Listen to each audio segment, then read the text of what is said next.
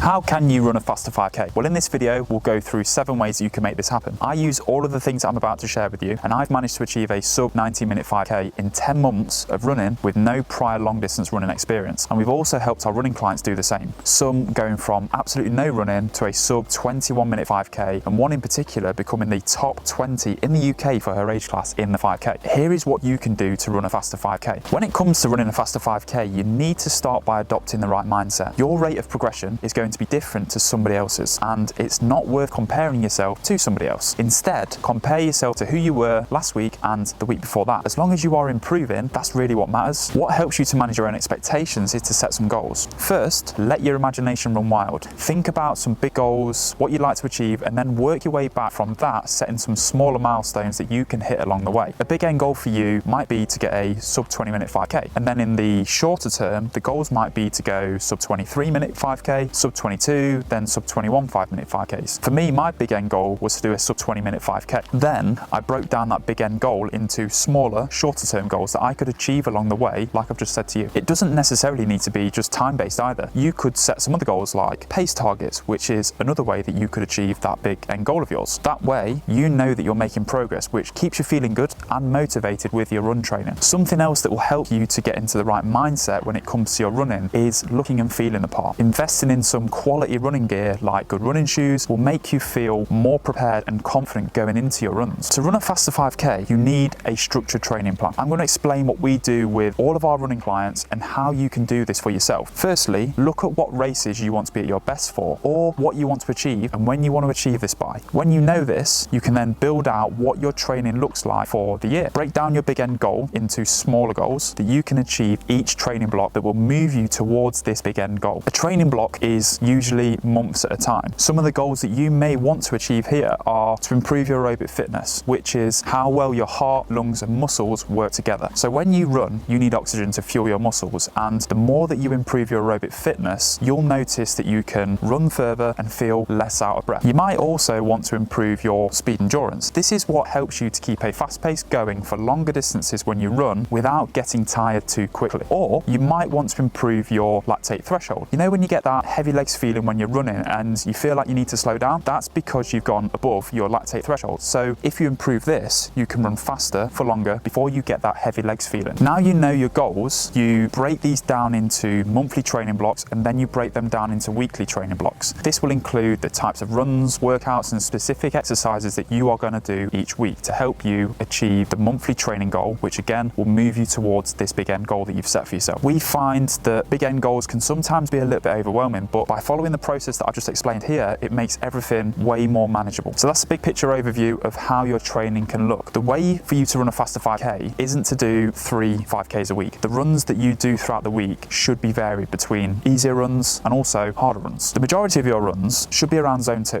The reason for this is because it builds your aerobic base, which helps you to do longer efforts without getting tired, and it helps to reduce your chance of injury. Zone 2 running is around 60 to 70% of your maximum heart rate. Your maximum heart rate is easily calculated by doing 220 minus your age. Then from there, you can work out what 60 to 70% is for you. And as you get fitter, you'll find that you are faster at the same heart rate zones. As well as zone 2 runs, you should have some higher intensity runs throughout the week too. These can be things like tempo runs or interval runs. A tempo run is a sustained effort at a pace that is challenging but manageable. It's just below that part where if you were to go a little bit faster, you would get that heavy legs feeling and you would have to slow down. It's faster than your easy pace, but it's a little bit slower than your race pace. An interval run alternates between short, intense bursts of running and periods of rest or easy running. The high intensity part of the intervals are run at race pace or faster. Follow the 80-20 rule here. 80% of your runs throughout the week should be zone 2 and 20% of your runs should be higher intensity. We've built a structured training plan. We've decided what types of runs you're going to do. Now you need to start progressing your run training gradually. Key is in the last word. It needs to be gradual. Your body needs time to get used to the amount of training that you're doing and also the intensity. Otherwise, you're you're going to get injured. This is because right now your joints, your muscles and your tendons are used to a certain amount of training, and if you push too far past this too soon, they will not be able to cope with what you're expecting of them. It's a little bit like asking a beginner in the gym to go straight into a heavy bench press. The body won't be used to this, and if you were to do this, you are likely going to strain or tear your muscle. What you would do here is you would gradually build up the weight that you're lifting over weeks and months to be able to cope with that heavier weight, and your run training is exactly the same. Give your body time to adapt, to get fitter and to get stronger by gradually increasing your training. You should also become very aware of how you're feeling throughout the week too. Do you have any aches or pains? How were you feeling when you wake up after doing a run the previous day? How did you feel when you were doing a certain type of run? A safe amount to increase your run training by is around 5 to 10% each week. So if you're doing 5Ks at the minute, then next week you could try something between 5.25K or 5.5K. As well as gradually increasing your run training, you should have weeks in your training where you bring the amount of training that you're doing and the intensity down a little bit. This is what we would call a deload week, which is something that we implement with every single one of our Unstoppabl clients. As you run each week, your body will become more and more tired, and if you are constantly pushing yourself, muscles get tighter, other areas of your body can overcompensate, and you are going to be more likely to injure yourself. If you constantly drive your car at full throttle without taking a break, the engine overheats and things wear out faster, and it's exactly the same with you and your run training. Deloading is a little bit like taking your foot off the gas, letting the engine cool down and recover so that it can run smoothly and ultimately last longer. To deload effectively, what we do at Unstoppabl is 3 weeks of hard training, gradually increasing the amount, and then we bring this down slightly on your 4th week. An example of a deload week might be your first run, 3K at a comfortable conversational pace. Your second run of the week could be 2K at a comfortable and conversational pace. And your third run might be 4K, again, at a comfortable and conversational pace. And the same will go for your strength workouts too. Here, your workouts might be a few less sets per exercise. You might reduce the amount that you're lifting by around 10 to 15% as well. If you normally do, say, 4 sets of 8 repetitions of an 80 kilo back squat, on a deload week, you might do 3 sets, 6 repetitions of a 70 kilo back squat. If you are looking to compete in a 5K or do a park run and hit a new PB, then it's best to have a taper week before this. A taper week is where you reduce the amount of training that you do before you are looking to be at your peak performance, and you'll do this across all of your training, not just your runs. It's a little bit similar to a deload, only this time, instead of reducing your intensity, you keep that intensity fairly high. So an example of a taper week might be run 1 might be a 4K at a comfortable and conversational pace. Your second run might be 400 meters at race pace with 3 minutes of rest between each interval. And your third and final run might be 3K at a comfortable and conversational pace again. Your workouts might be less sets and reps, but with a similar weight lifted. If you normally do 4 sets of 8 reps of an 80 kilo back squat, on a taper week, you might do 3 sets of 6 repetitions, but still at 80 kilos when you're doing the back squat. So hopefully you can see the difference between a deload and also a taper week now. To run a faster 5K, some of what you're going to do isn't going to be comfortable. When you're running hard, you need to run hard. No PB was ever hit staying in the comfort zone. To get stronger muscles, you need to give your body something that it's not used to doing, like a heavier weight, more reps, more sets, or less rest time. And at the time, that's going to be uncomfortable. But with time, you adapt, you get used to doing this, and then you can do more and you get stronger muscles. And it's exactly the same with your run training. Now, I remember when I did my first long run, I was around a 5:45 per kilometer pace, and it was pretty uncomfortable. I used to be a sprinter, and running anything over 400 meters was unheard of. But I've kept consistently pushing myself, and I've got quicker. And as you become a better, fitter runner, what was once painful becomes easier, building up your tolerance to this discomfort. Interval runs are a great way for you to get used to pushing yourself outside of your comfort zone. This is again where you would alternate between short, intense bursts of running and periods of rest or easier running. The high intensity part of the intervals are run at race pace or faster. If you are looking to run a fast 5K, something else that you must commit yourself to is consistency. I touched on this in the last point, but being consistent with your run training is so important. I like to think about this point a bit like investing money with compounding interest. When you first start, each workout is making a small deposit into your fitness bank. First, the gain seems small, just like the interest on a small amount of money. But because you are consistent, your fitness starts to build on itself. Each run adds to your fitness, and it makes the next run a little bit easier, allowing you to push yourself a little bit more. Over time, this consistency pays off exponentially. Just like how compounding interest makes your money grow faster the longer that you leave it. Consistent running builds your endurance, speed, and strength at an accelerating rate. Eventually, those small daily efforts compound into significant improvements, and you see big results, much like watching watching your savings grow into a substantial amount over time. Committing to consistency helps you to run a faster 5K. Here are a few ways that you can commit to consistency. First and foremost, get yourself a coach.